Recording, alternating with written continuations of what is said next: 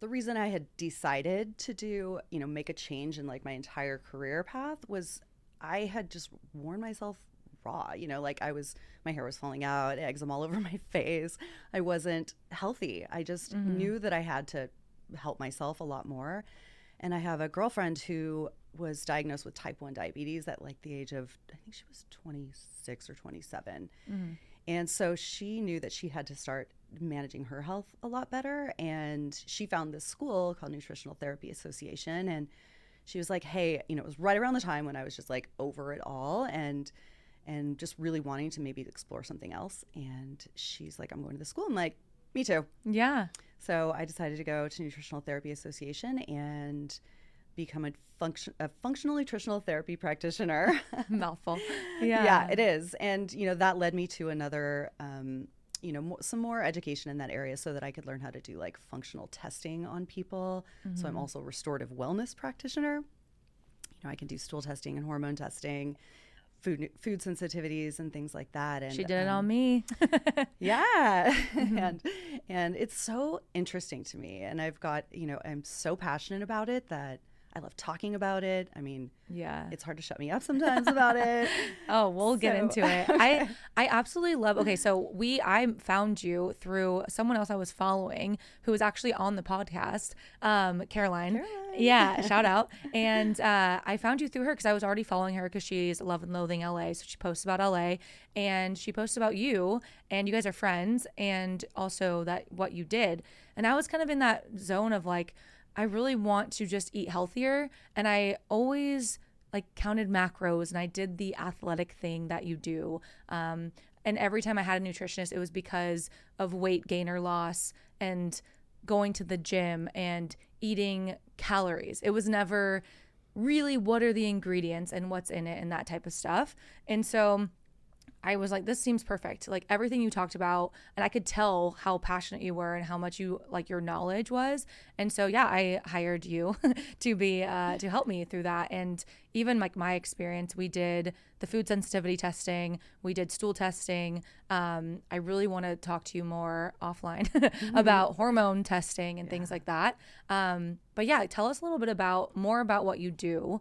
And I know it's a lot probably, but the things that you're passionate about. Yeah. I mean, I'm passionate about it and I love sharing the information. And, but the other side of that is, I work with like post or pre-me's, it's like, it used to be a way for me where I was like overthinking everything, and like not cooking for myself and just like heating stuff up from the freezer, and once you learn that, we've got to stop using convenience so much. Like convenience is our society's downfall in my mind. And I think, it's becoming more and more apparent, especially after like that whole pandemic that we went through, that we've got to take better care of ourselves. And so I really try to keep it super simple for anyone that I'm working with, knowing that they've got busy lives and they've got plenty of other things to do. And, it's stressful in their mind. And, maybe I try to slow people down as much as possible and be like, but this is a priority. Like, let's make healing and like nourishing yourself with real food a priority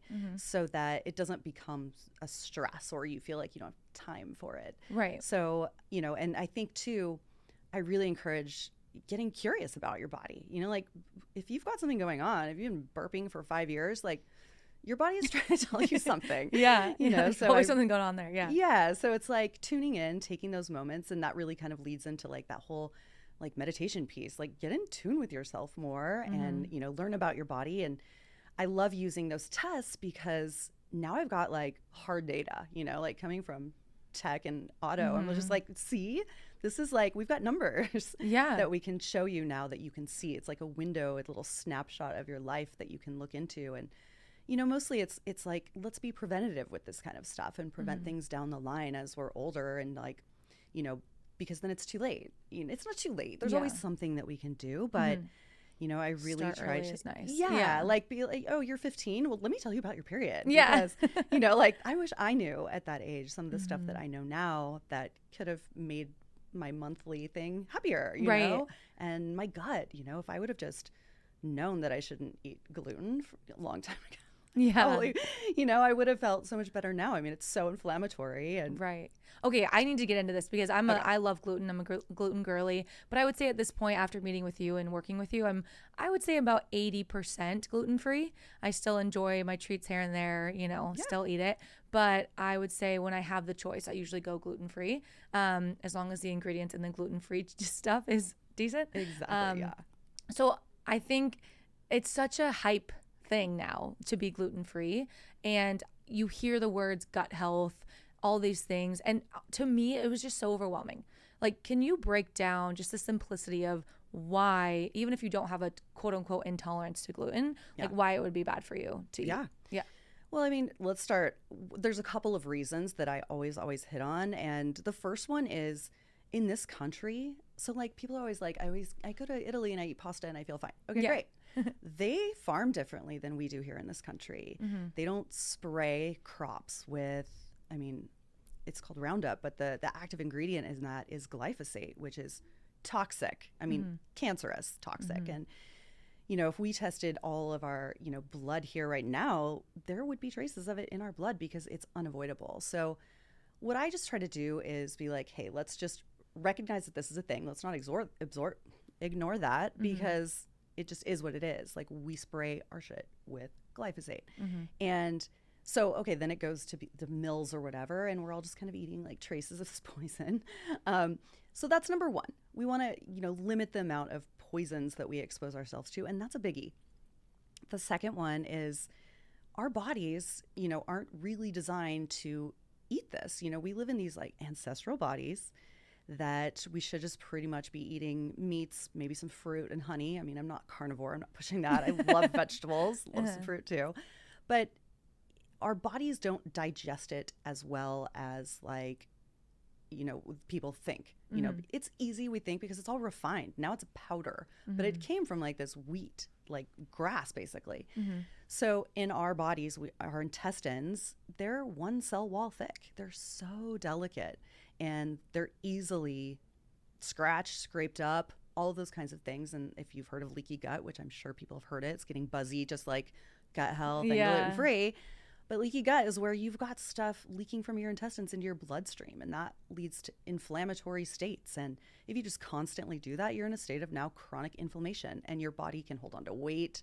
You can get more diseases that way. You get sick more if you're just chronically inflamed. And so again, like we just want to limit our exposure to things that create disease states or the potential for a disease state in our body. And there is an actual protein in wheat.